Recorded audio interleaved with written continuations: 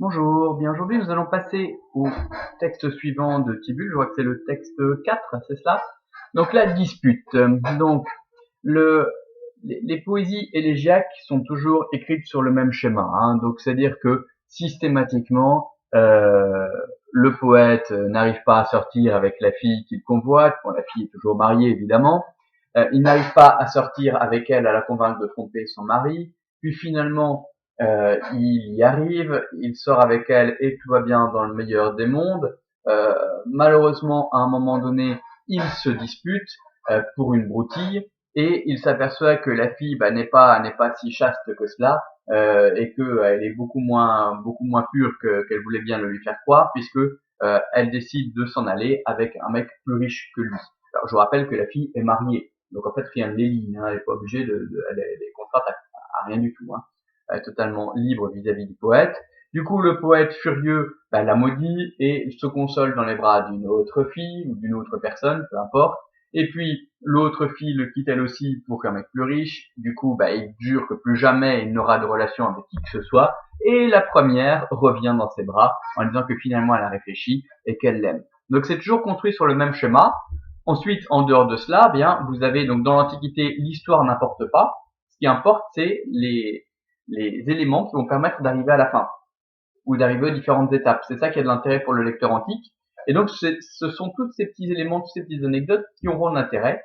Et puis, là-dedans, le poète va mettre plein d'éléments autobiographiques qui vont permettre à ses contemporains bien de l'identifier.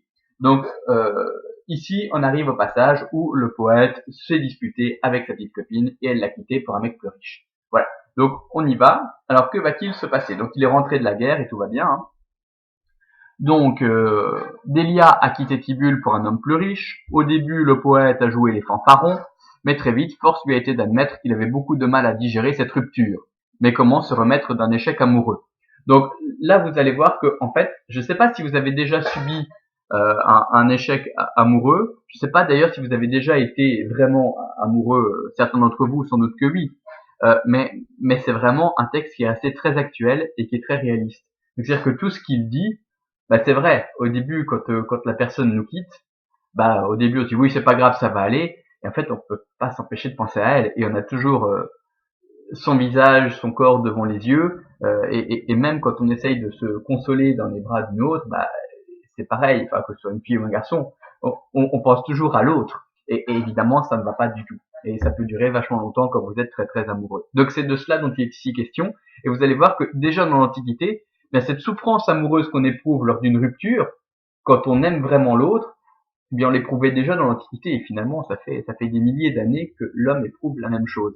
C'est quelque chose d'ailleurs que j'ai du mal à comprendre parce que c'est vrai que quand vous avez une souffrance amoureuse comme cela, vous avez une douleur au niveau du cœur, comme si votre cœur était pris dans un étau, comme si on le serrait dans un point, alors que finalement le cœur n'est qu'un muscle, tout vient du cerveau. Donc je ne comprends pas pourquoi on ressent cela au niveau du cœur, alors que le cœur n'est pas le siège des sentiments. C'est quelque chose, faudrait que je demande à un prof de sciences de m'expliquer pourquoi on ressent ces choses au niveau du cœur. Je n'en sais rien. Enfin, voilà. Donc, on y va. Alors, pourquoi j'ai choisi cette image pour illustrer le texte? Je sais que certains d'entre vous vont la trouver bizarre, parce que à chaque fois que je donne ce cours aux élèves, on me fait des réflexions concernant cette image. C'est pour bien vous montrer que Tibulle a une maîtresse dans tous les sens du terme. Donc, c'est-à-dire que en matière d'amour, elle est maîtresse des sentiments, maîtresse du corps et de la volonté de son amant. Donc lui, c'est l'amant, mais elle, c'est sa maîtresse. Donc, elle peut tout lui ordonner, il est à ses pieds. Voilà, il ne peut pas faire autrement. Donc c'est pour vous montrer, c'est pour illustrer, je crois que cette image illustrait parfaitement le propos, puisque il est nu et faible à ses pieds parce qu'il l'aime et elle en profite et elle est parfois pas spécialement gentille avec lui parce qu'elle sait qu'elle peut tout faire et tout lui imposer. Voilà. Donc on y va. Après c'est quelques digressions introductives et c'est parti. Alors vous aviez la traduction juste en dessous du texte pour vous aider. Ce texte est très facile, hein. Donc on y va. Moi je vais pas me servir de la traduction, je pense pas. C'est parti, on y va. Donc saipe ego tamtawi kuras depelere vino. Donc on cherche le verbe. Le verbe, il y en a plusieurs dans la phrase. Vous avez depelere qui est un verbe à l'infinitif. Puis il nous faut un verbe conjugué. On a temtawi. Donc temtawi, tenter, essayer. Vous voyez qu'il y a un vi, un v. Le V, souvent, c'est ce qui caractérise le thème 2, avec la terminaison en I. Ce verbe est à l'indicatif parfait, première personne du singulier. Bon, alors on sait qu'en latin, généralement, on a un sujet exprimé que quand le verbe est à la troisième personne. Mais ici, vous voyez que vous avez ego devant le verbe. Ego est le pronom réfléchi, moi, je. C'est donc le sujet de tamtawi, et ici, ego est au nominatif masculin singulier. Donc moi, j'ai tenté, j'ai essayé, ça fait souvent. Souvent, de quoi faire? Essayer de faire quelque chose. En latin comme en français, c'est plus infinitif. L'infinitif présent actif est ici depellere. Donc j'ai essayé de chasser. De chasser quoi? On cherche le CD à l'accusatif. Et là, vous avez curas. Accusatif féminin pluriel, c'est notre CD. Donc j'ai essayé de chasser, curas, mes soucis. Donc mes soucis, c'est ce qu'a donné le mot cure en français, curer, etc. Donc tenter de chasser mes soucis, avec quoi? Au moyen de quoi? C'est le moyen à l'ablatif, au moyen du vin. Donc à l'ablatif, neutre, singulier, donc c'est de moyen.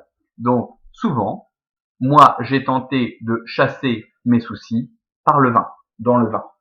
Alors c'est vrai que quand vous avez une rupture amoureuse, ben vous pochetonnez, hein, vous buvez, vous essayez. En fait, on essaye tout ce qu'on peut. Donc on commence par boire parce qu'il faut se remettre du choc.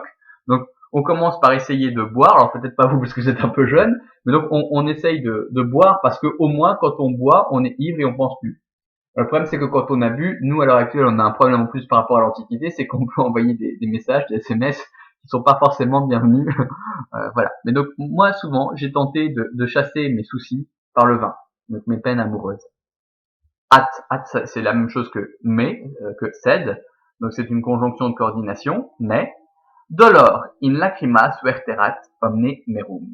Alors on cherche le verbe. Le verbe c'est verterat.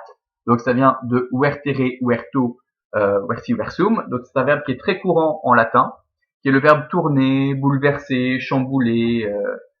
Bon, voilà, c'est un verbe qui est vraiment très très changé, qui est vraiment très courant. C'est ce qu'elle est une version notamment en latin, ou divertir aussi. C'est voilà, changer, bouleverser. Donc ici on regarde verti versum, pardon. Donc on regarde, on voit que on a wert. Alors ça peut être aussi bien le thème 1 que le thème 2, mais on a en guise de terminaison erat. Donc on a affaire à de l'indicatif plus que parfait actif.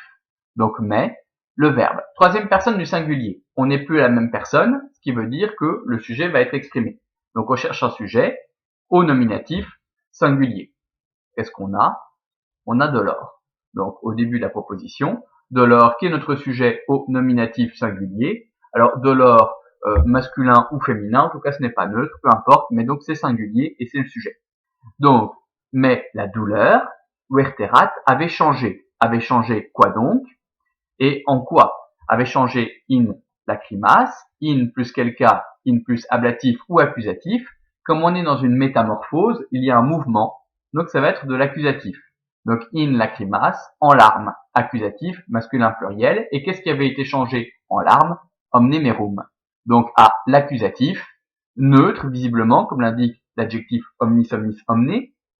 C'est la forme omne, donc la forme neutre de l'adjectif. Donc à l'accusatif, neutre singulier. Alors quand on voit la traduction, on se doute que c'est un synonyme du mot vinum vini, le vin. Donc mais la douleur avait changé tout le vin en larmes.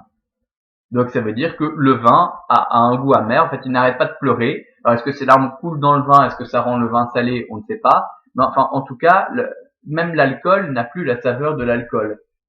Il est tellement malheureux que de toute façon, il a la gorge resserrée et ça déforme le goût de tout. Ça n'a plus de saveur. Donc l'alcool, ça marche pas. Alors qu'est-ce qu'il va faire d'autre? Je surveille le temps. Je vais arrêter pour continuer.